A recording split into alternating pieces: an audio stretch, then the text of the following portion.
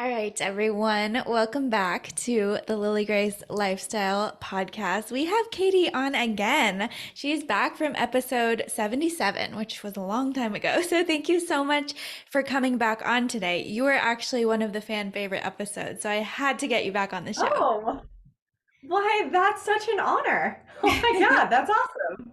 Yes, Thanks, fan. Thanks, fans. your episode was so well received. We talked about last time the power of feminine versus masculine energy and how that translates into love relationships and business relationships. And it was very interesting because last time you said your lifestyle was very much about self-worth. Would you say that that's the case a year and a half later? I can't believe it's been a year and a half. And I would say, yes, the journey is still very much there. I mean, I was even just having a conversation with my coach and mentor today about my own self-worth and how I have days where I feel like it's so easy to get out of bed. And then there's other days where I'm like, oh, I could really use a nap. And it's just, she was just encouraging me to and reminding me that every day we have different energy depending on how well we slept, what we ate, who we surrounded ourselves with. And I'm always on a journey just trying to remember that I am innately wired to care a lot about what other people think of me, but really my self-worth is determined on about how I think of myself. Mm. And I know we're going to get into that a little bit today about worthiness and self-esteem and all that good stuff, but I'm excited to chat about it. Yes, and you are like such a light. I was just saying before we hit record, I'm like, I feel like I know her so well. Like we've talked before, we met in person, but we actually haven't met in person yet. So we're going to do that in a month or so. And we'll probably create cute little videos when we're together. But I just think it's so great 100%. that you have this energy that just emits beyond the screen, beyond the Zoom call, that people Oh, can thank really you. feel when you speak. And I listen to your other podcasts, your own podcast, and also you being guests on other people's podcasts. And it just like, oh wow, this lady really understands life. And just like, I love how vulnerable you are. And I think that's what we're going to get into today. Our topic today is about narcissism and how to heal beyond that, how to find your self esteem again, and that whole journey that kind of the death of your innocence creates. At least for me, in my experience last year, it was like the death of my innocence after I dated a narcissist. So we can get into all of that, but can you just tell us what narcissism is for people who might not know? Yeah, and before I get into that though, what a great way to describe it. A death of our innocence. Yeah. Wow. Like I've never thought of it that way. And holy shit, like dating a narcissist was the death of my innocence. So thank you for that. That's like, wow. I'm gonna have to marinate on that and add it to the list of things to talk about in therapy. Um, so let me start by saying I am not a therapist. I am someone who has been in a romantic relationship as well as have family members who I would classify and define as narcissism. And I know that that word is thrown around a lot. People can just, it's kind of like when people are like, oh, that's just my OCD or my ADD. Like, we're like, oh, they're a narcissist. So let's be really careful. And I know that that was one of the things you said to me privately is like, hey, we want to just be informative as opposed to like shitting and shaming on Right. narcissists. Because I think once we understand narcissism, and I'll go into the definition here in a little bit, is that like I think we can really relate to them, Hmm. and also means that we can have compassion if we choose, and also we can stay far enough away Hmm.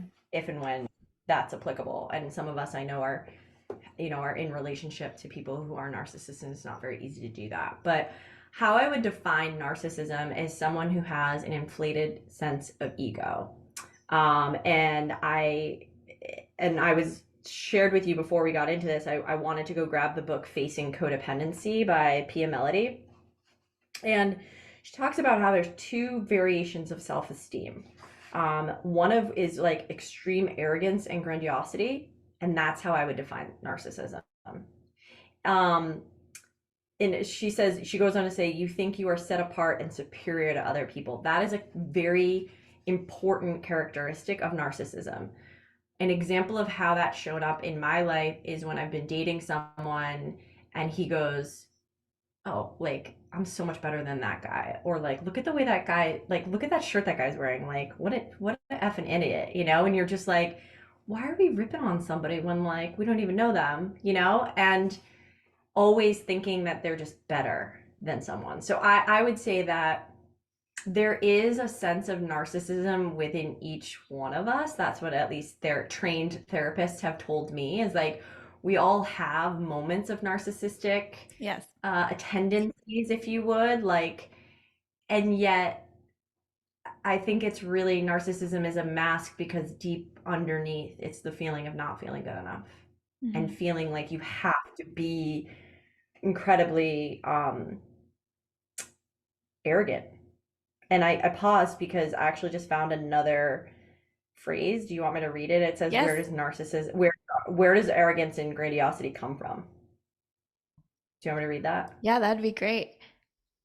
It's kind of eye opening. It says that arrogant. Okay, so again, I'm quoting from Facing Codependency. So the quote starts with this: "Arrogance and grandiose behavior arises out of one or two distinct situations. In the first, a family system teaches its children to find fault with others.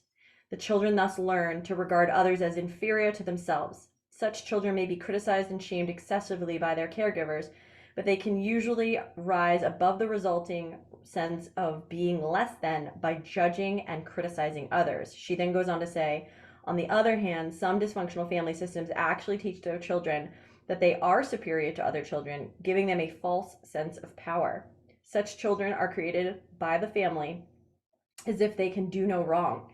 They are neither confronted and corrected when they make mistakes, nor guided into acknowledging and being responsible for their own imperfections." The last thing she says is, "This kind of treatment is known as falsely empowering abuse. These children receive a false sense of superiority over others in terms of value or worth, which sabotages relationships just as much as the message of being less than others does."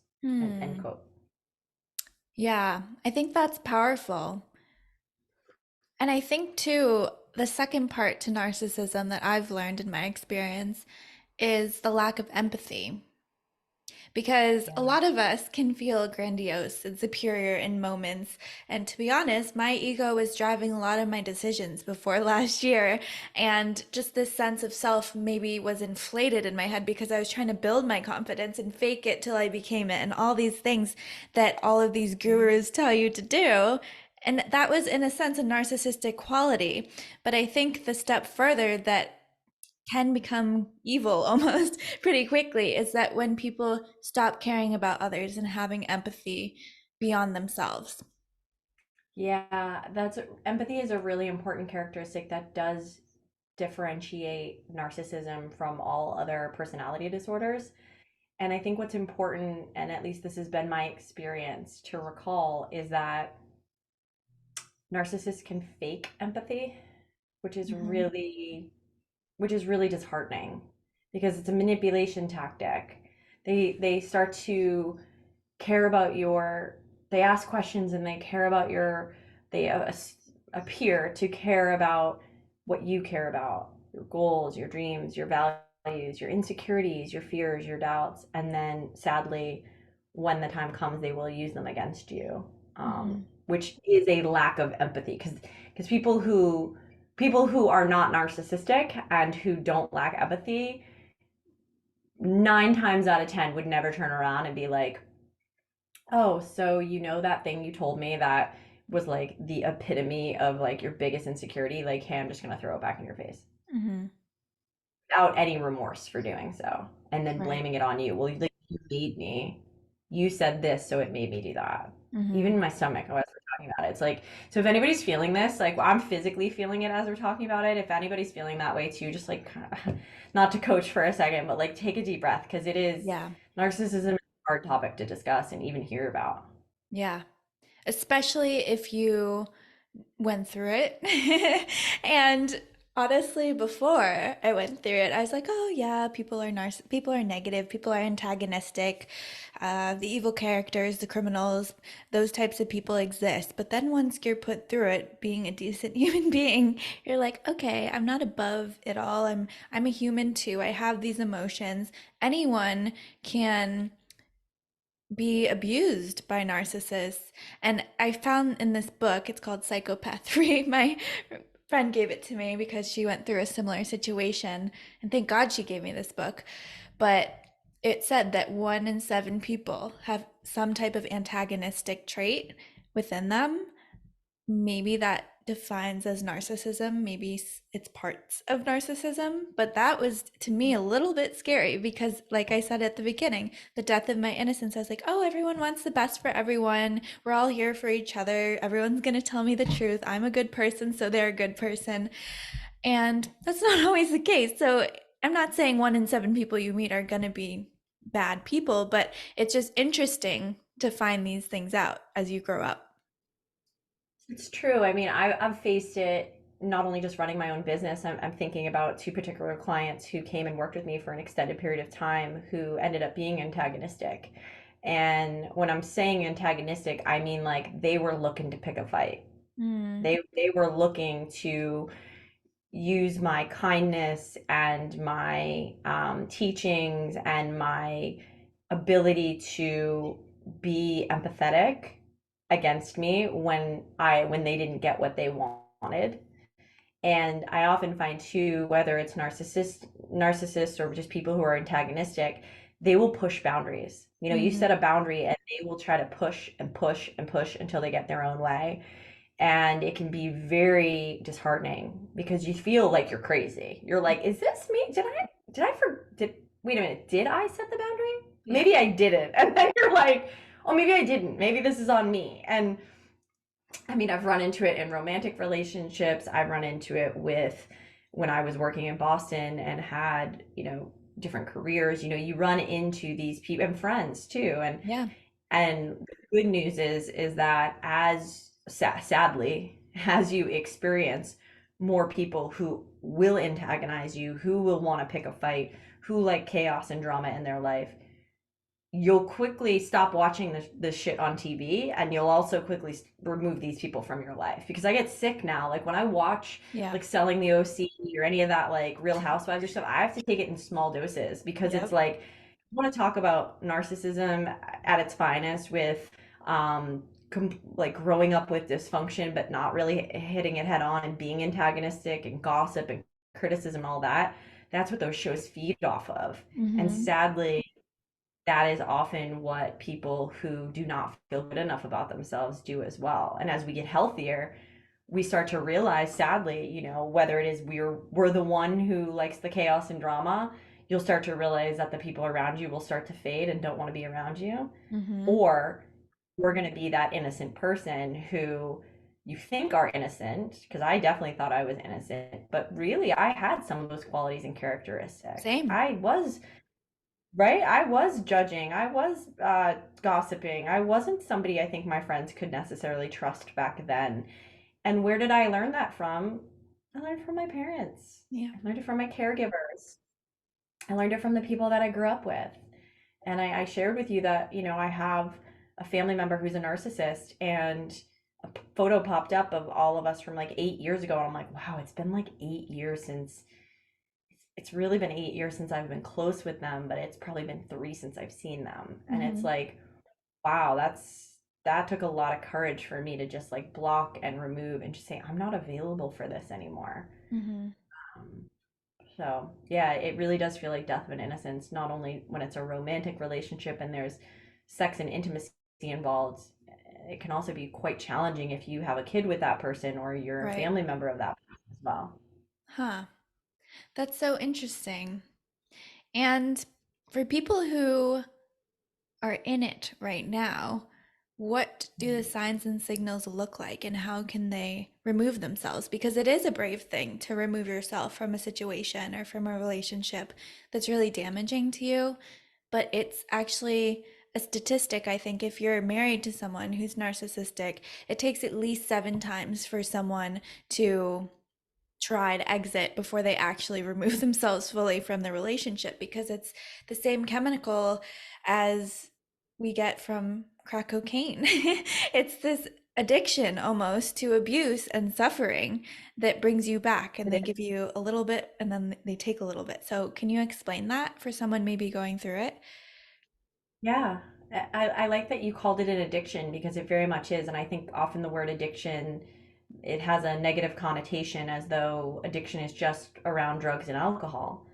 But it can be people too. I mean, if you go back to that first episode that you and I recorded with each other, I talked about my addiction to people, my Hmm. addiction to being in chaotic environments where I think the biggest thing was I questioned my self-worth and I also questioned if if I was crazy, if I'm being honest. Yeah. So I want to be very clear. I'm going to generalize based on my own experience to that question because I think we're in a culture right now where if we do or do not check off all the boxes of what anyone says, we can often think that it does or does not apply to us. And so, as I'm running through some of these qualities and characteristics of if you are in, signs and symptoms of being in a narcissistic and abusive relationship, I think it's important to check in with yourself as you're listening to me and check in on two different things. Number one, did you disassociate? Meaning, did your brain just start to like fly off and all of a sudden now you're thinking about laundry or you're thinking about calling your friend back? Like, did you completely just like ignore everything I'm about to say or as I'm saying it? Because that is usually a trauma response. It's usually a like, oh, there's some truth to this and I just don't want to deal with it. The Yeah. second feeling that you could be feeling is like a full bodied, holy shit, that's me. And of course, there's the full bodied, oh no, that's not me at all. And so before I go into the qualities and characteristics, I also just want to recommend like, first things first, if you even suspect that you are dating somebody who is narcissistic, it is important that you find a therapist or a coach who specializes in narcissism and what's called family dysfunction. Because as I'm about to go through some of these characteristics, it's really important to acknowledge that you do need help. We think they're the ones that need help. They do. But therapists often say that narcissists are the best clients because they keep coming back again and again and again because they don't think Exactly. it's them. Yep, They don't exactly. think it's them. So, and they'll refer everyone because they just think it's everyone else. Wow. Um, I knew that, truth be told, I didn't know that I was in a narcissistic relationship until about 13 years later. So now that I look back, I realize that one of the signs of being with a narcissist was that I was always wrong. So it didn't matter what I was doing, I could never really get it right. That was one. Two, so like everything was my fault. I think two was I was made fun of a lot, either by what I looked or what I said. Number three, there was a lot of sarcasm. Mm. Uh, Four, we talked about this, like this lack of empathy, like a kind of a lack of caring and just like really caring about my feelings and my needs and what mattered to me. And then the fifth would be gaslighting, being saying one thing and then having them do another and saying that they never did that. Exactly. And these are all generalizations in my own experience. I'm sure there's a slew more. It'd be interesting actually, Lily. What are some other characteristics that you've experienced with narcissism? I think you hit a really, unfortunately, popular five right there. I think that the gaslighting for me was one of the biggest ones. The sarcasm was also interesting because I have a very sarcastic sense of humor. I can. And you think it's all fun and games, but at the end of the day, it was like deeper than that. It was kind of truthful and it's like not funny. I think lying and having an inflated sense of self was a big thing for that person. And also just really the world revolves around them. And whether you like it or not, it's always kind of on their terms, on their time. You wait for them for hours. It's always just about them. And they always have an excuse to make you think that you're crazy and that you're wrong. And I'm like, I am the most organized person. I remember a lot about what people say because through therapy, through all this healing that I've been doing, I realize integrity is one of my biggest values. And to me, it's like you Mm. walk the walk, you talk the talk, and do you follow through on what you say. And for me, I'm like, okay, don't take back on what I already said, like, don't make me think I'm crazy. And I think that was a big thing for me as well. And the lies that just pile up and pile up, the pathological lies that just kept going. I was like, oh my goodness. But maybe that's a separate issue in itself. But for me, those were the biggest things that stood out. Those feel true for me, especially the lying and the making me just feel like I'm crazy, like saying one thing, doing another, and just constantly questioning myself. I think that was the biggest Yeah. thing. It ultimately has led me to my career is like I was constantly in a relationship with other people where I questioned myself. Like I Yeah. questioned like, wait, I want more attention, or I want to have a deeper conversation, or I don't want to just have sex when you want to have sex. And then finding myself being like, am I crazy? Yeah. Like, this questioning always of like, can I really trust myself and what I need and want? And I was always looking to other people for approval. And I think with narcissists, they love those codependent people. I mean, Mm. I am healing from codependency, um, in trying to get self-esteem from within versus getting self-esteem from others. Mm. And there's different, others doesn't necessarily mean, um, other people. I mean, in this book, Facing Codependency, she talked about like when you're trying to get your own self-esteem, it can be like, how do they look? How much money do you make? Who do you know? What kind of job do you have? What kind of car do you drive? You know, how powerful and important their spouse is, Yeah. how well they perform at activities. Like it can be a whole slew of other things. And I just found that I was constantly looking for the narcissist to answer those questions for me. Mm. And unfortunately, no one knows you better than you know yourself. But as someone who's codependent, like narcissists love um, that person who is a doer and a giver and ultimately who loves love, Yeah. and wants to be loved. Mm. And it's interesting, those questions that you just spelled out. What's your job? What car do you drive? How much money do you make? What type of partner are you? Because I think on the flip side, when you're dating or looking for a friend, even, for me at least, I was asking the wrong questions. I was leading from a way that was very extrinsic. I was like, oh, okay, they drive a nice car, they make six figures, they have hopefully their shit together, it seems like. And I was like, check, check, check. But really, at the end of the day, once I started my healing journey, I was like, okay, actually, what really matters, are you loyal? Are you truthful? Do you have integrity? These are the things that you can't answer with a yes or no question. And for me, that was kind of like a big wake up call. Like, okay, I've been looking for the wrong things because I was just trying to fill my bucket, my cup more and more and more because I couldn't fill my own. And that comes down to the healing process and self worth. And how do you think your healing journey has changed throughout the years? And what do you suggest to people if they're wanting to start theirs?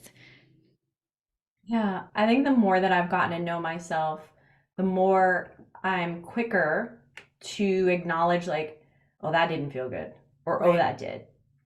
Let me give you an example. You had mentioned this sort of resume of attractiveness, right? The car, the job, assuming they have their shit together.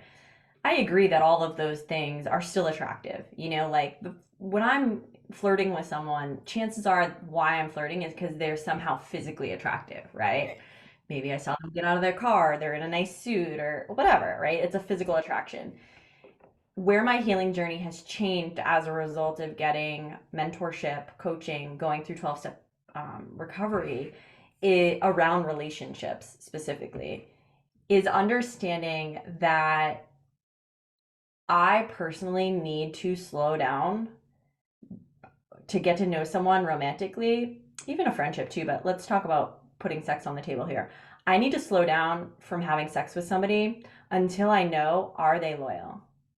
Do they have integrity? And I'm not talking loyal like we're boyfriend girlfriend and they're not going to cheat. I'm not talking about that. Like, are they loyal to their friends or do they throw their friends under the bus? Are they loyal to their job? Are they loyal to their family? Can they keep a secret? Like, all of these kind of qualities and characteristics that I find that I really now need to know before I sleep with someone. Because if I sleep with someone, it's based off the resume or the fantasy of what I think it will be. And it's not until further on down the line that all of a sudden I'm like, oh, so you do have anxiety. Like, I was dating somebody and the person said, oh, before I go give a big presentation, I pop this pill. And I'm thinking to myself, well, that's not in integrity with how I act.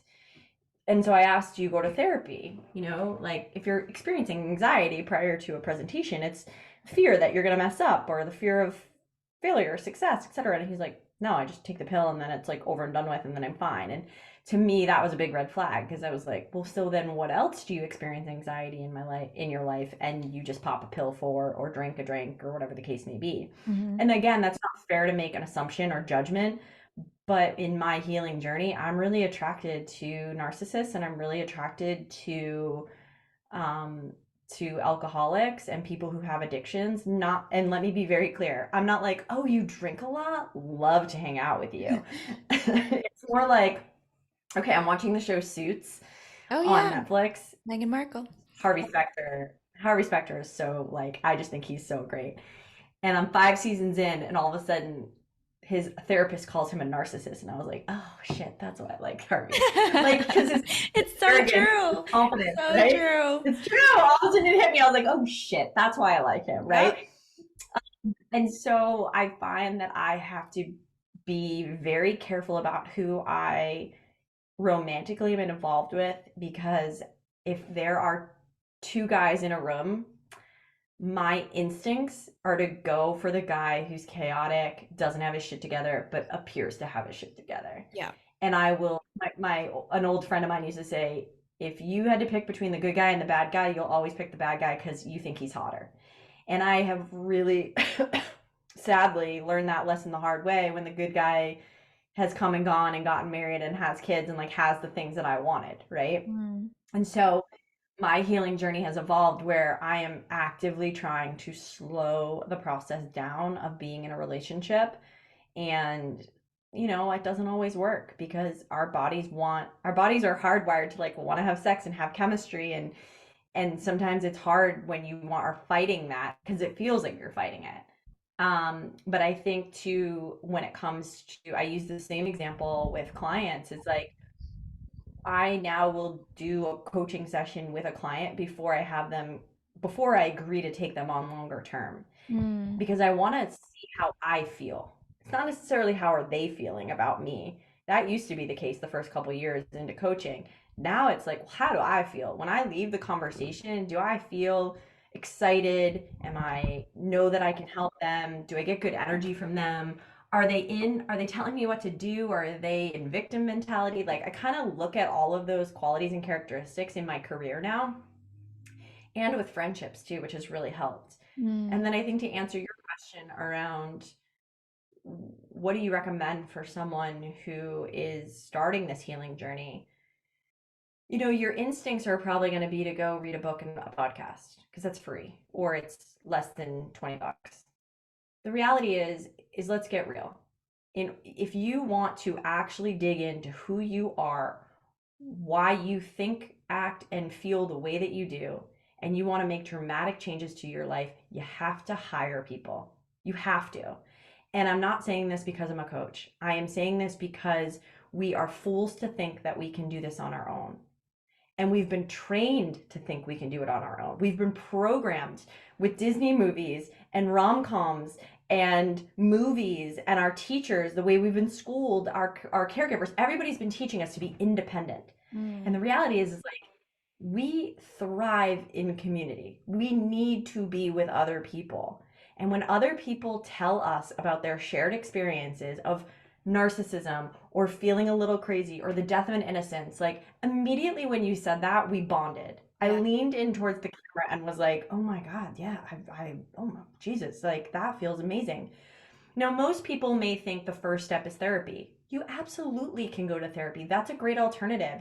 And many people will say, well, I only want to go to a therapist who takes my insurance. Okay, that's fine.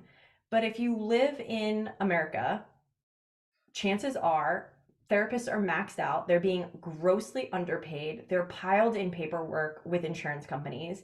They're making anywhere after taxes between $75 and maybe 100. Like it's a pain. These poor therapists, like, I don't know why we just don't do away with it and allow them to charge what it actually costs for them to go to school and to get the education that they do and all the continuing education classes, etc.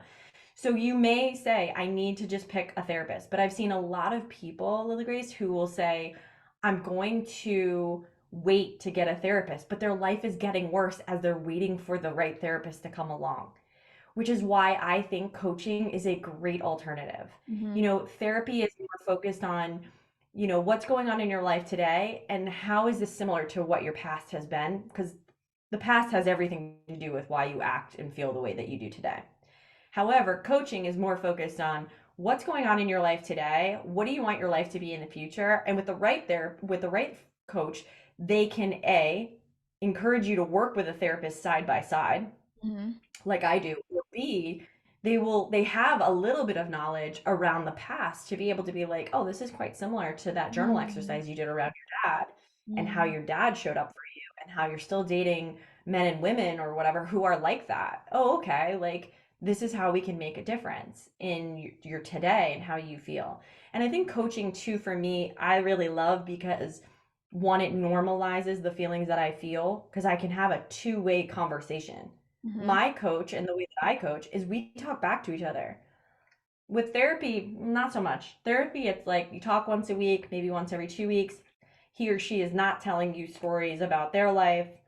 They're keeping the focus very much on you. Right. Coaching's different. Coaching, you get to share past experiences. There's journal prompts. You're held accountable because you're reading that stuff back to them. And I'm a big, huge advocate for coaching, which is why I became a coach. Because when I got coached, my life changed. Hmm. And I'll be honest, I didn't really find a lot of value in it at the beginning. I found myself being like, I don't really know if this is worth the money. And then I found the right coach, and I've been Hmm. with her now for 13 years. Wow. And to have walk me through and really help me understand, like, oh, that's why I date narcissists. Oh, that's why I'm codependent. Okay, this is how it's still showing up in my life today. This is why my energy is off. It's just different things she helps me kind of normalize, and I'm able to Hmm. just continue to trust and be reminded that, like, I'm gonna get everything I want. I've just been in a culture for so long that's been forcing it down my throat that I should be farther along than I am, which makes me feel less than. Hmm. And so I'm constantly trying to be perfect and I'm undoing a lot of that perfectionism, and so I personally would say, like, if you don't have the money to go therapy and coaching route, then fine. Start with the podcast, start with the books, ask your friends if they would be willing, safe people who would be willing to keep your secrets and to talk about the stuff who you really aspire, and you don't need to go to one person.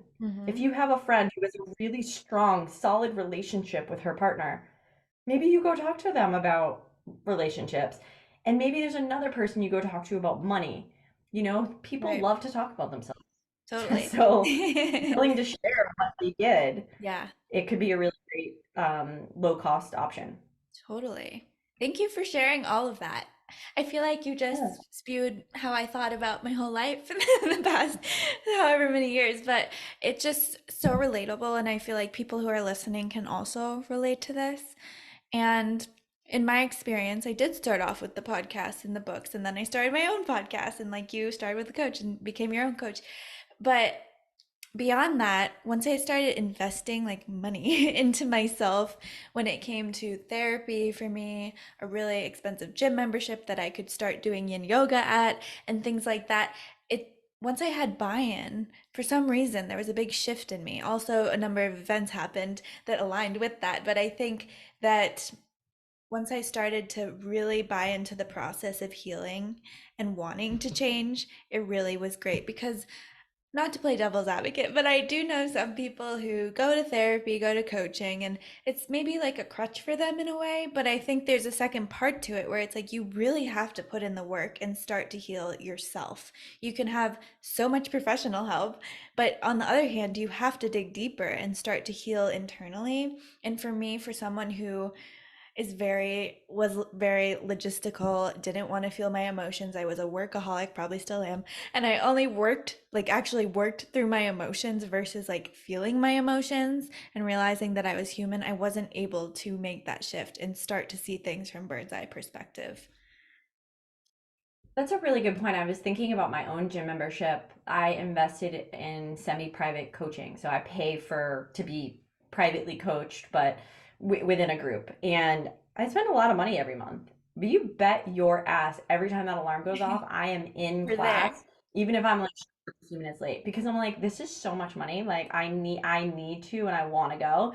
And he always says to me, like, the first effort that you need to make is just showing up and going through the door. And I agree with you. Like, I've had clients come to me, and as we're a couple months in, they'll start crying and they'll say, "This doesn't this suck? Doesn't this suck that I have to hire someone to be my safe and trusted person?" And I'm like, I can see that perspective. Like that is a kind of annoying, right? It's Mhm. like, shouldn't you already have these people who don't judge you and shame you and criticize you? They show up when they say they can, and if they can't, they'll let you know. Mhm. Like, yeah, you should have people in your life who are like that. And you do today because you hired someone. Exactly. And and as a result, you're then gonna find, and that's my goal, is I'm like, well, then let's go find more people like that.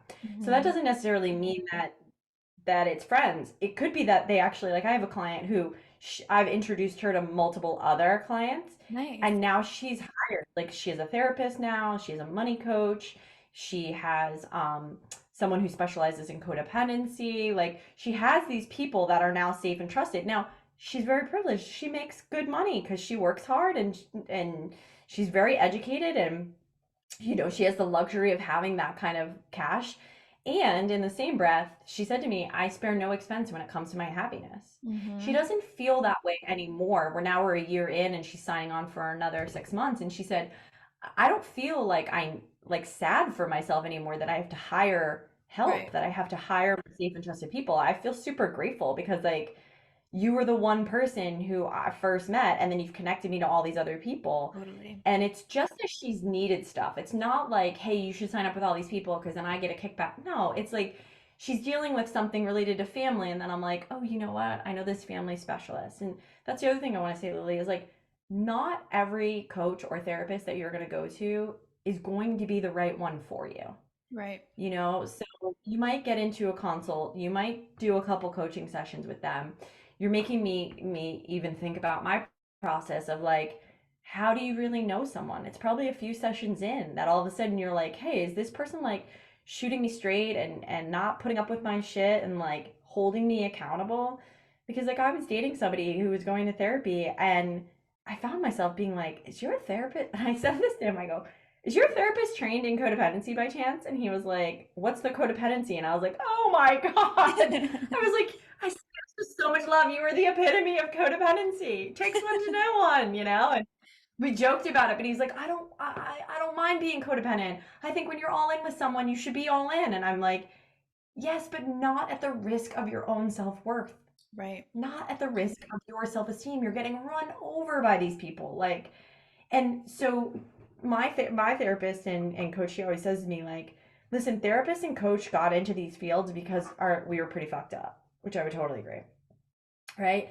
But I've been to therapists who I'm like, do you specialize in addiction? And they're like, no, but I took some classes in it. And it's like, well, if you don't understand addiction, then you won't understand family dynamics Mm. and how addiction is formed, right? Like, we do these compulsive behaviors again and again and again, hoping it'll make us feel good because we learned something in our childhood that made us not feel good. Divorce, Right. losing a loved one, the messages of like a parent working too much, like all of those things impact who we think we are today and why we're workaholics or why Mm. we get into narcissistic relationships and all that good stuff. So I think it's important to like do your due diligence. Like, when I first started when I first started this healing journey, I wasn't like in search of a codependent. I wasn't in search of a therapist or a coach who like knew about family addiction or knew about growing up with alcoholism or knew about codependency. I didn't know any of those words. I just knew that I felt like shit, and I kept getting into these relationships, romantic, where I was losing myself again and again and again. And so I just started to ask people. Mhm. And I literally asked my hairdresser, do you know anybody who specializes in this? Oh, as a matter of fact, my therapist does. I was like, Mm. oh, really? Like, we think we need to keep it to ourselves, but the more we actually talk about it, the more our friends and family and loved ones can come forward and say to us, like, been there, done that, call this Right. person. Right. No, it's so true. Don't wait until you're rock bottom. Don't wait at all. I just think it's so important to get the help when you think you need the help. And I did finally. And I was like, thank God. And it's really changed the way of my life. And I feel like I've become the things that I wanted to become. I've become integrity. I've become loyalty. I've become love. And I'm starting to attract the right energies into my life. And it's funny how that works. But I think the big part of it, what you were talking about too, is breaking the patterns of your past and healing your inner child and going backwards to go forwards, because it's so important to realize why you do the things you do. And it comes from attachment styles, it comes from abandonment, it comes from all these different things that we experience as children that affect us in adult relationships, because deep down we're still children. We are still trying to heal our inner child through addictions, through relationships, through sex, through money, through all these different things. And Mm. by realizing that and then breaking your patterns, taking a break from working, dating, doing anything that you need to work on is so important. And I feel like for me now, I'm in that phase of healing, realization, and breaking the pattern. So I think in my experience, that's been the most beneficial thing for me, is kind of digging even deeper, going farther back, understanding why I am the way I am. Yeah, you bring up a couple important points. I think one is like defining inner children, because I think when I first heard that term, I was like, what? There's Same. children inside of me. I don't know what this means. And why does everybody keep using this word? Essentially, I mean, you described it pretty well when you were mentioning it's like we we were children. We all were babies and Yep. children, and we formed qualities and characteristics um, that make us who we are today. And so, if you've ever seen somebody act childlike, I saw this guy act childlike when he was trying to park one day, and he just lost his temper and started yelling. And I Yep. thought to myself, oh shit, he learned that from somebody. So I didn't take it personal because he was trying to yell at me. And I was like, I'm just asking if I can park next to you. Like, please don't yell at me. Um, while also, like you said, digging in, you said something else that was important, like digging in deeper, because you're starting to see that your relationship to money, or your relationship to love, or your relationship to your body, or your relationship to food, it can change for the better. And for me, it's never going to be perfect, but I do find that there is a long laundry list of things that I feel could be better in my life. And what's really disheartening about that is when you first start on this journey, it can feel very anxious, and you can feel a lot of anxiety and a lot of depression because you think so much Mm. about you needs to. And the reality is that everyone has stuff they need to change. Yep. You're just the one choosing to look at it. And the second thing is making sure that you're not doing it alone. Again, this goes back to what I said, like, I don't care who you hire, what book you're reading, like, make sure that you are, and I'm saying this with like a lot of passion and empathy and like emphasis, because do not do this inner work alone. Don't journal alone and then not share it with somebody. Like, you take that journal, then go to your coach and be like, hey, I wrote this out last night. Can we talk through it? Like, what you're going to see is patterns that they are going to be like, hey, do you realize that you're like super attracted to married men? Oh, didn't know that. Okay. Yeah. And it's like, okay, can you see that you always get into jobs where you feel less than, but you're Mhm. trying to appear as you're faking it till you make it? It's like, oh shit, okay. Like you, and then when people really do know you well, they can start to lovingly call you out on that and be like, Mhm. this is an old pattern that's coming back up again. That's what my coach did for me this week. She was like, girl, you haven't done this shit in a long time. Like, you're getting involved with this person, and like, come on, he's not available. And like, and then she was like, but you keep going back. Like, what's going on with you? And I was like, man, I'm lonely. Mhm. The weather's changing. It's getting darker earlier. It's getting cold outside. I hate this time of year. And then it was like, wait a minute. That doesn't mean that I need to throw in the towel on everything. My life is really good, and I don't need to look at everything and try to change everything at once. Instead, it was like, all right, what can I do for today? It was like, well, for Mm. today, dating app down and just be like, all right, for today, I'm just gonna show up in my work commitments. I called you and was like, hey, I know I'm supposed to be here face to face. I'm having one of those days where I just need to be home. And Hmm. like, can we do it over Zoom? And you're like, yeah, let's reschedule our dinner. Like, Yeah, it's asking for what you need without, and I didn't need to give you an explanation. You knew that if something was going, like, I was being honest, like something's going totally. on. I can't get down there right now. And it's like, that's the other part, is like letting go of that people pleasing and just saying like, I need to do what's best for me, and the people who are doing that work on themselves will understand. Totally. And I And if you totally don't, understood. And that's a good example. right? That's a really good Yeah, and if you example. don't, that's Hmm. on their stuff, you know? Yeah, yeah. Huh, that's so interesting. And to take it a step back, I guess, or just a step above, to see it from a bird's eye view, it's like if people are listening to us and they're not one to be super self-aware, dig deep, or do all these things, and they think we're crazy.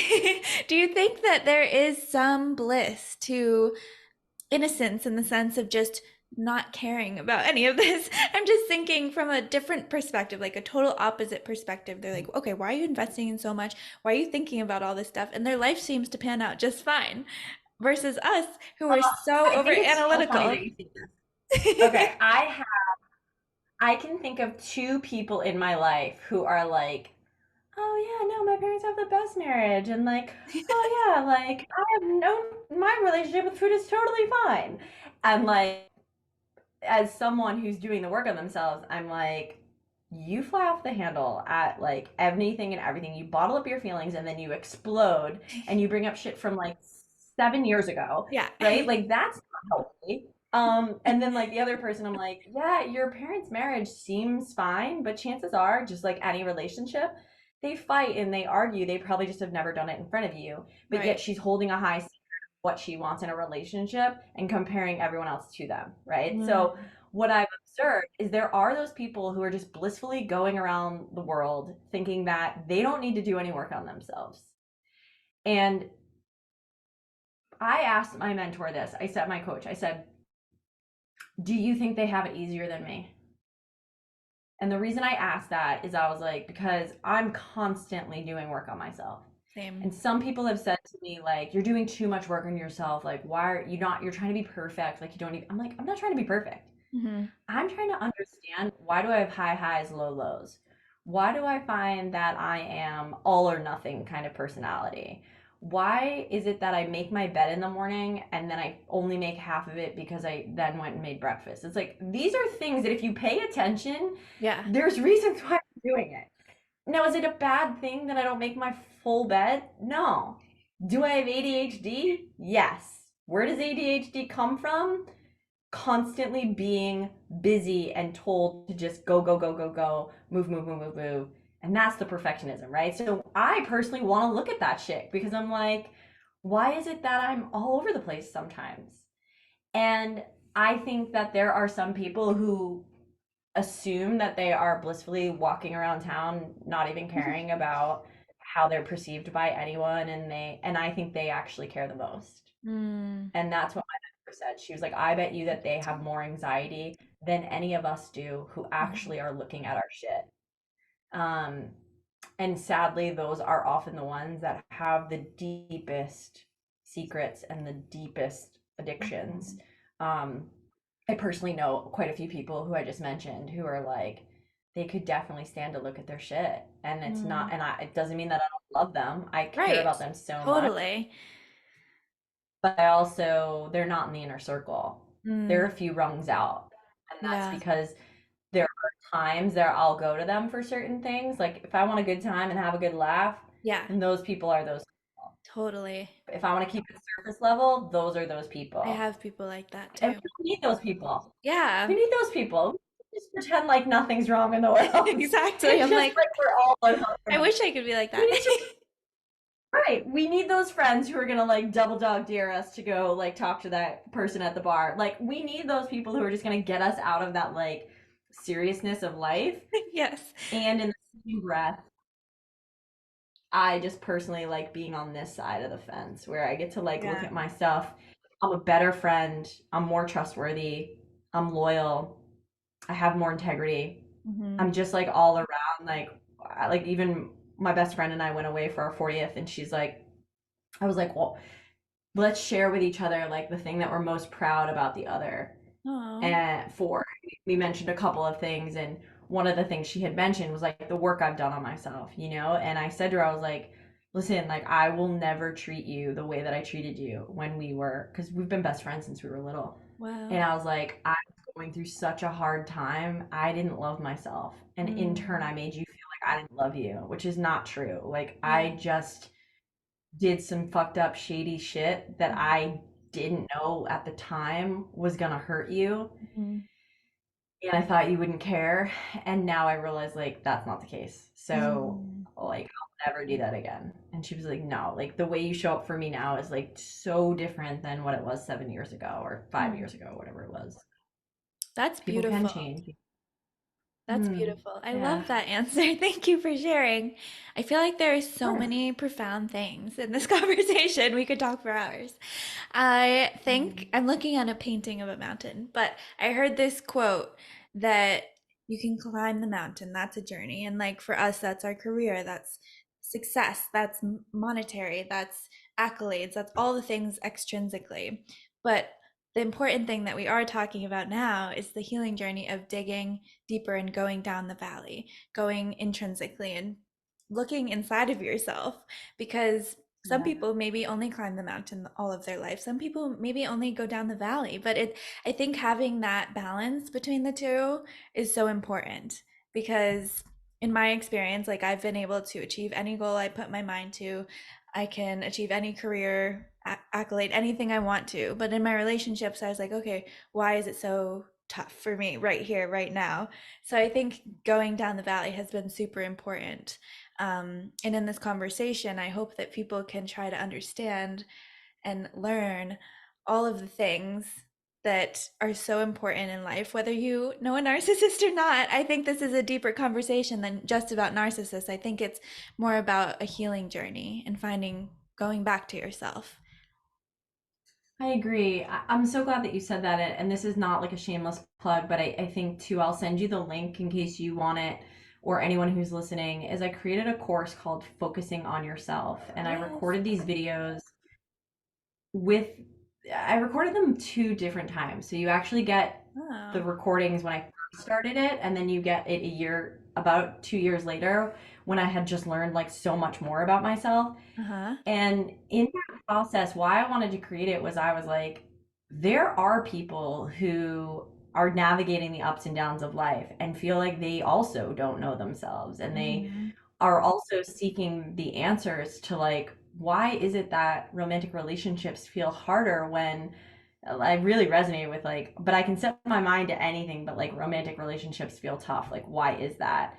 And for me, I've found that there is a vulnerability when I'm truly getting to know someone that they see me for exactly who I am.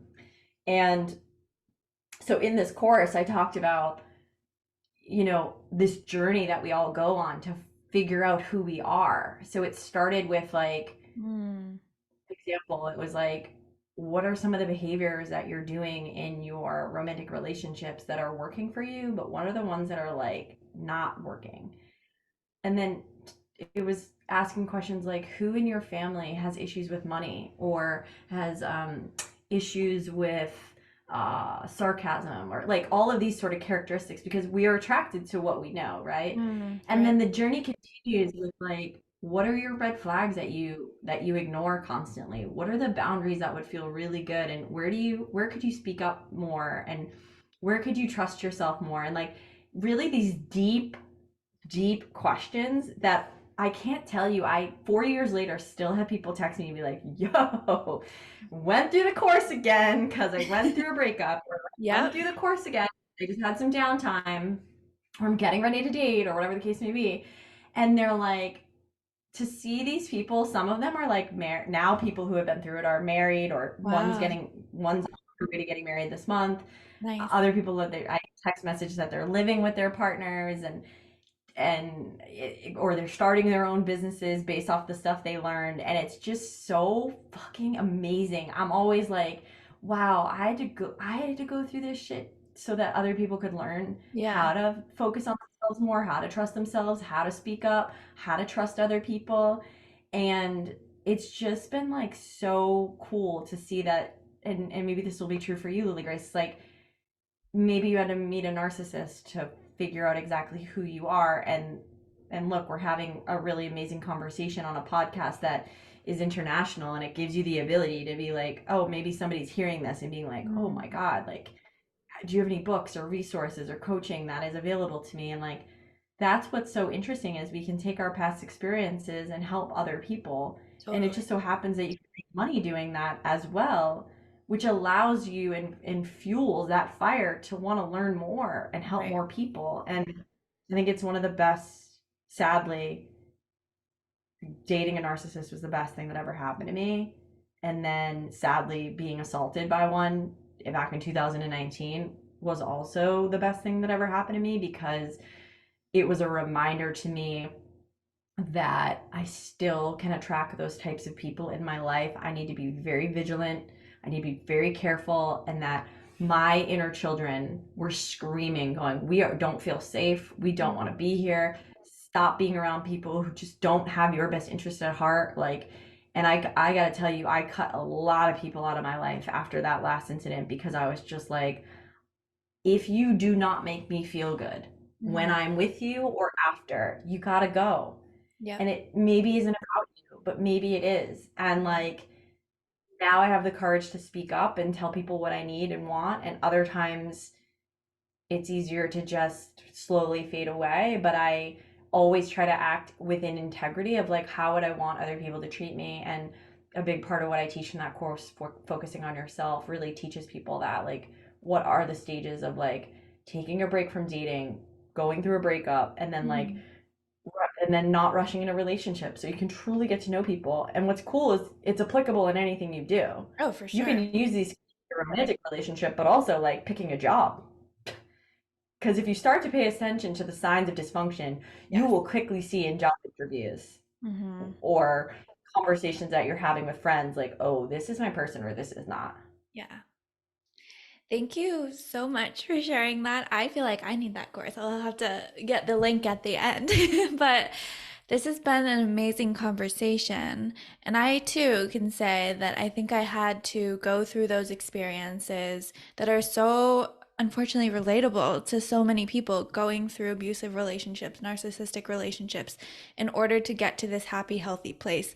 I feel like I'm not fully healed because healing's a journey, but I feel like in order to find myself again, I needed that pain. That pain turned into beauty, and that beauty is now turning into education and learning and sharing the story to show that people are not alone. So, thank you so much for sharing your story and your insight onto all of this topic. And can you finally just plug yourself and tell people where they can find you online? Yeah, absolutely. There's three ways. The first is Instagram. That's where I spend most of my time when I'm not coaching. It's kg.katiegrimes. And then my podcast is Anything for Love, which you can find on Spotify and iTunes. And then third, where all my courses are, including Focusing on Yourself, you can check it out at katiegrimes.com. Fabulous. Thank you so much again for your time. Another fan favorite. I can just feel it. This is a great, great show. Thank you.